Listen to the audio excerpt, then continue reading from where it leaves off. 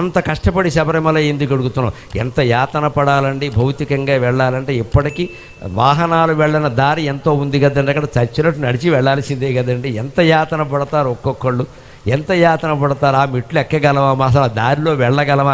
కీకారణ్యం ఎప్పటికీ ఉంది అలాగా. పైగా దాన్ని మార్చరు. దీక్ష అంటే దీక్ష, అక్కడ శ్రమ పడాలి, వెళ్ళాలి. అక్కడ ఏదో హెలికాప్టర్లు పెట్టేసి నానా గొడవ చేస్తే దీక్ష లోకుమైపోతుంది. ఎప్పుడు కఠినమైంది కఠినంగానే ఉండాలి. దాన్ని మనం సాధించాలి కదా. దాన్ని సులభం చేసేస్తే ధనవంతులందరూ శుభ్రంగా కోట్ల రూపాయల టికెట్లు కొనుక్కొని వెళ్ళిపోతారు. అలా ఉండే అవకాశం ఉండకూడదండి. దయచేసి అయ్యప్ప దీక్షలో నిబంధనలు సరళించకండి, సరళం చేయకండి. అలాగే ఉండాలి, మనం పాటించాలి.